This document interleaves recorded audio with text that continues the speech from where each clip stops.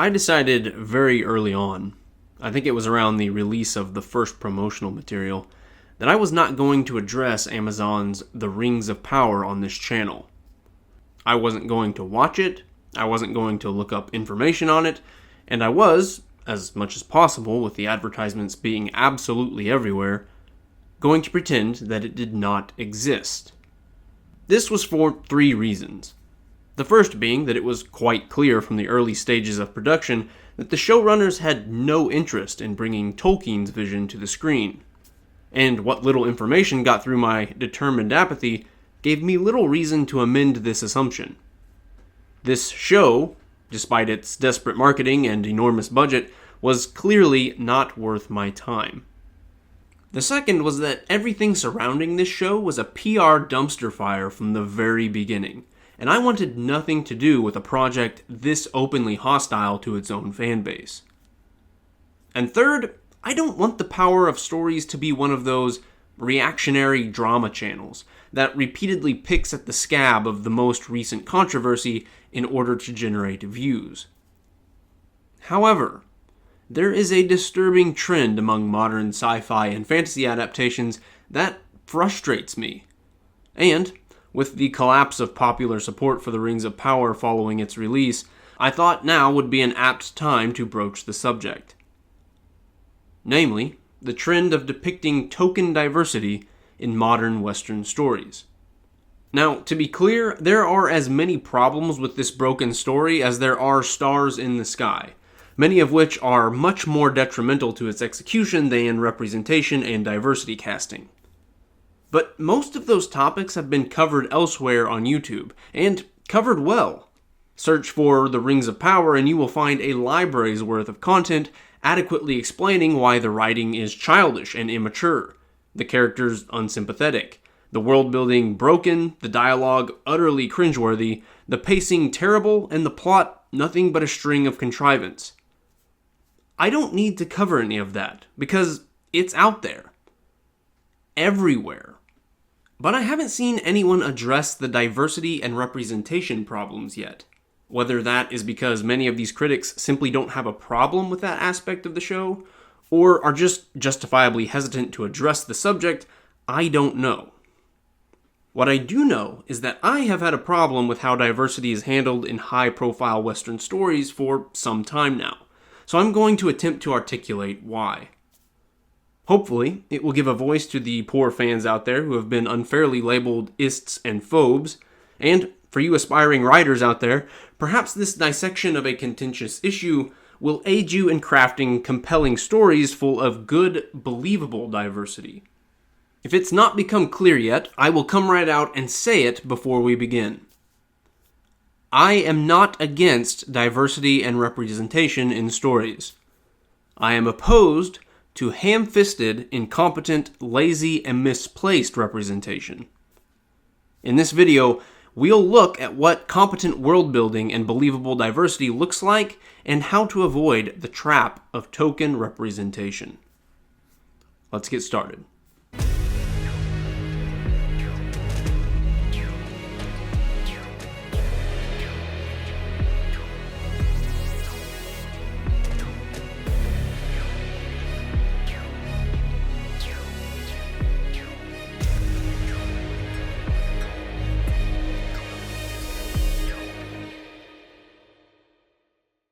The Rings of Power's crowbarring of American racial minorities into their narrative is but the latest travesty in a trend of the taking of beloved but outdated fantasy franchises and making certain they have the correct quota of individuals from every modern race.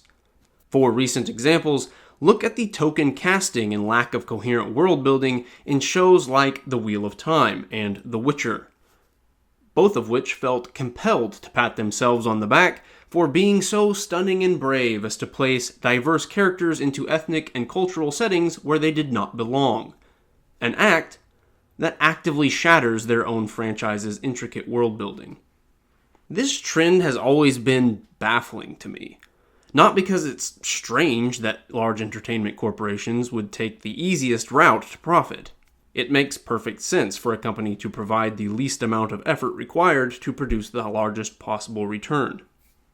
No, I've been baffled that audiences have allowed them to get away with something so distasteful and inept for so long. Amazon, Netflix, Disney, and many other companies have seemingly made a policy of cramming token minority characters into homogenous fantasy cultures with little to no explanation.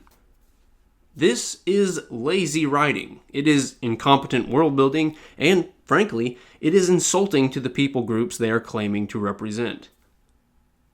The reason I have used the word token so many times thus far is because that is what this is. Token representation. Nothing but the most meager of offerings. A bone thrown out to either keep the Twitter mob at bay or to serve as a progressive marketing tool. I've done a lot of griping so far without actually explaining why this method is garbage. So let's get to the point. The reason this kind of ham-fisted shoehorning doesn't work is on account of the role played in stories by the suspension of disbelief.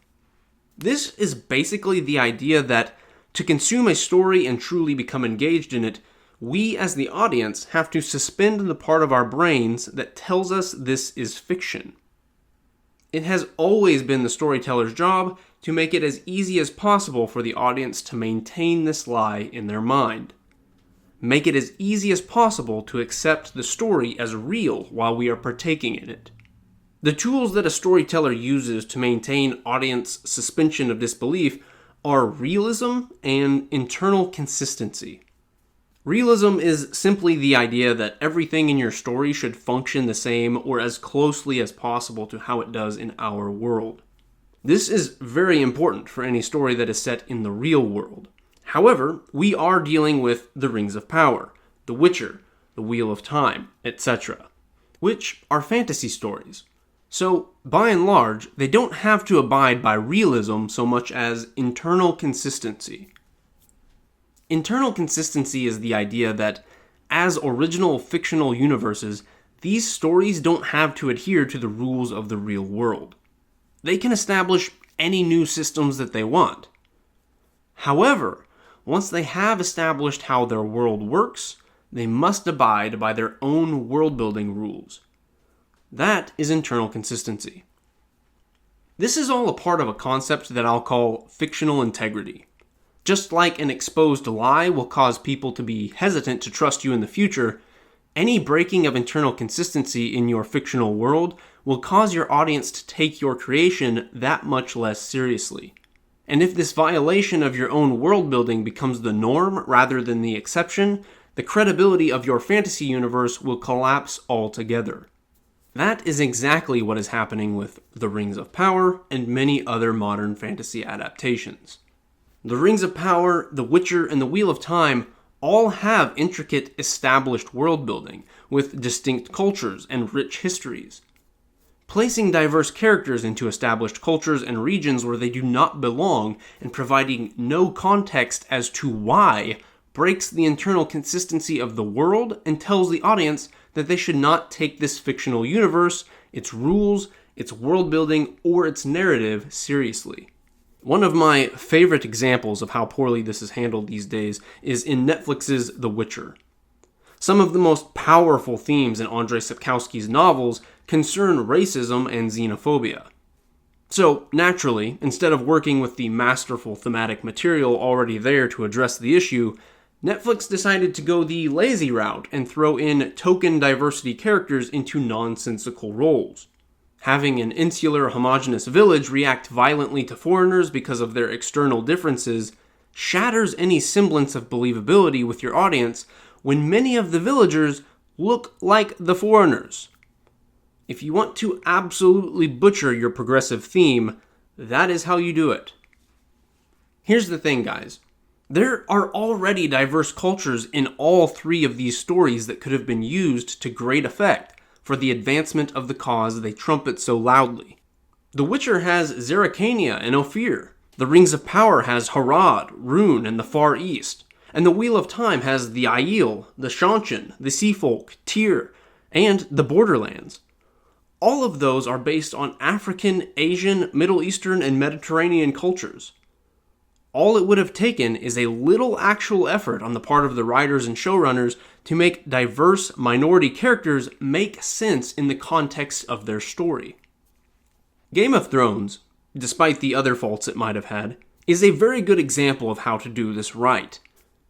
The world of Essos has distinct ethnicities and cultures, with their own well-constructed traditions, nuances, beliefs, and factions. In the instances where racial or ethnic minorities appear in culturally disparate settings, there are established in-universe reasons for why this is the case, such as the practice of regular trade between two nations, or a historic background of assimilation or intermingling. All the characters, no matter their ethnicity, have plausible, internally consistent reasons for being where they are. And this all results in an incredibly diverse cast that enriches the story and world instead of destroying it. The Rings of Power, The Witcher, and The Wheel of Time could have all taken this same approach as well. All three of these fantasy universes are as rich and complexly constructed, some much more so than Martin's Song of Ice and Fire. But they opted not to go the route of good writing, strong world building, and genuine representation. Why do that, after all, when you could just throw scraps to your audience in the form of token characters, then bask in the praise while empty-headed consumers lick the hand that feeds them garbage from a table overflowing with bountiful food? Plausible diversity is hard to write. Token diversity is not. I suppose it should probably have been clear to us which they would choose. If they didn't want to be constrained by the world building of the source material, then, frankly, they should have made their own original works. Because if you create your own fantasy story and universe, you can design it to function however you wish. This forcing of diverse characters where they don't belong does not work for these stories, because they already have established world building, cultures, lore, history, and aesthetics. But in your own fantasy world, you can absolutely have a Hispanic woman, a black elf, a gay troll, a transgender xenomorph, and Cthulhu's pansexual concubine all be from the same village and born from the same bloodline, if you wish. All a part of one culture. It's your world. You can do that. All you have to do is establish in your world building why that is the case, and then remain internally consistent with those rules. Maybe there's a recessive gene in your world, passed down from the age of the Nephilim, that sometimes results in wild biological deviations, even from the same parents. The point is that you can do diversity however you wish in an original fantasy world, as long as you establish how such a situation came to pass, and then remain internally consistent with the biological, ethnic, and cultural rules you've created. Now, before I move on to my conclusion, I want to address something that I get asked on a regular basis concerning this topic. Why is this all a big deal? What does one race swap or character being crowbarred into an inconsistent place really matter in the context of a huge narrative? You're nitpicking to death a small detail in a fantasy story. Just enjoy the whole thing as fiction. And, setting aside the ethical reasons why I might have a problem with race swapping of any kind, you're right. It is one small detail in a large narrative whole. But the devil, as they say, is in the details. Of anything. Attention to detail is what separates a mediocre work from a good one, and a good work from a great one in any artistic medium, be it painting, music, or, yes, storytelling. Many small details are what ultimately make up a story. What I am pointing out here is a trend of showrunners and writers taking shortcuts and making lazy creative decisions in one small facet of their show. And it illustrates their willingness to break their own world's internal consistency. When this attitude is spread across the many aspects of a show, the defects accruing in the disparate parts begin to result in faults that span the entire system. One inconsistency is nothing but a small flaw. But many small flaws spread throughout an entire narrative compound upon each other to create a broken story. The great fantasy stories of our time have meticulous attention to detail. The bad and mediocre ones could not be bothered with such minutiae. So that's pretty much all I have to say on this topic. The conclusion here is simply this. Your priority as a storyteller, as a writer, as a showrunner, should be to tell a coherent story first and then refine messages and themes second.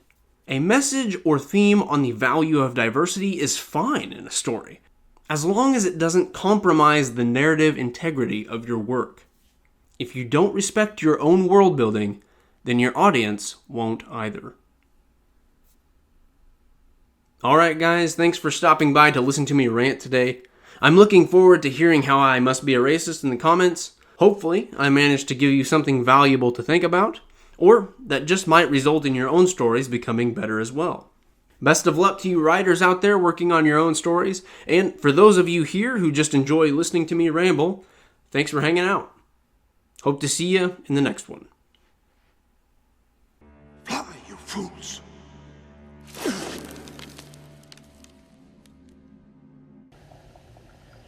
Please, sir, I want some more.